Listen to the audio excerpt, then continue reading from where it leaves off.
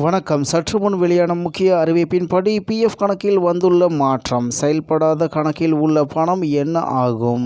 செய்தியை முழுமையாக கேட்கறதுக்கு முன்னாடி நம்ம சேனலை சப்ஸ்கிரைப் பண்ணலாம். சப்ஸ்கிரைப் பண்ணிக்கோங்க. மறக்காம பெல் பட்டனை கிளிக் பண்ணிக்கோங்க. அப்போ தான் நம்மளுடைய அப்டேட்டட் நியூஸ் உங்களுக்கு உடனுக்குடன் வந்து சேரும். செயல்படாத கணக்குகளில் உள்ள கோரிக்கைகளை தானாகவே தீர்க்கும் ஒரு முன்னோடி திட்டத்தை ஊழியர் வருங்கால வைப்பு நிதி அமைப்பு அதாவது இபிஎஃப்ஓ அங்கீகரித்துள்ளது. இந்த நடவடிக்கை தாமதங்களை குறைப்பதற்கும் நீண்ட காலமாக கோரப்படாத நிதிகளை உறுப்பினர்கள் விரைவாக மீட்டெடுக்க உதவுவதற்கும் நோக்கமாக உள்ளது. புதிய முயற்சியின் கீழ் இபிஎஃப்ஓ ரூபாய் 1000 அல்லது அதற்கும் குறைவான உரிமை கோரப்படாத இருப்புகளை கொண்ட கணக்குகளுக்கான உரிமை கோரல் தீர்வுகளை தானாகவே செயல்படுத்தும். இது கணக்கு வைத்திருப்பவர்கள் முறையான பணம் எடுக்கும் கோரிக்கைகளை சமர்ப்பிக்க வேண்டிய அவசியத்தை நீக்குகிறது. முதல் கட்டத்தில் தோராயமாக ரூபாய் 5.68 கோடி மதிப்புள்ள சுமார் 1.33 லட்சம் கணக்குகள் இந்த சீர்திருத்த முயற்சியின் கீழ் உள்ளடக்கப்படும். மேலும் இபிஎஃப் விதிகளின் கீழ் உறுப்பினர் 55 வயதை எட்டிய பிறகு அல்லது ஓய்வு பெற்ற பிறகு தொடர்ந்து 3 ஆண்டுகளுக்கு பங்களிப்புகள் செய்யப்படாவிட்டால் அந்த கணக்கு செயல்படாததாக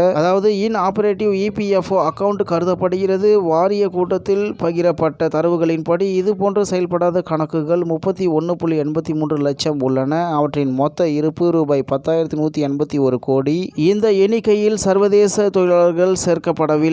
மேலும் முன்னோடி திட்டத்தின் கீழ் புதிய கோரிக்கைகள் அல்லது ஆவணங்கள் இல்லாமல் இபிஎஃப்ஓ நேரடியாக இபிஎஃப்ஓவில் பதிவு செய்யப்பட்ட உறுப்பினர்களின் ஆதார் இணைக்கப்பட்ட வங்கி கணக்குகளுக்கு நிதியை வரவு வைக்கும். இந்த நடவடிக்கை பணம் எடுக்கும் செயல்முறையை எளிதாக்கும். மேலும் உறுப்பினர்கள் தங்கள் நிலுவைத் தொகையை விரைவாக பெற உதவும் என்று எதிர்பார்க்கப்படுகிறது. முன்னோடி திட்டத்தின் வெற்றியின் அடிப்படையில் இந்த வசதி பின்னர் 1000 ரூபாய்க்கும் அதிகமான இருப்பு உள்ள கணக்குகளுக்கும் நீட்டிக்கப்படலாம். இது உறுப்பினர்களை மையமாக கொண்ட சீர்திருத்தங்களில் இபிஎஃப்ஓவின் கவனத்தை மேலும் வலுப்படுத்துகிறது என்று தகவல் வெளியாகியுள்ளது என்பது குறிப்பிடத்தக்கது.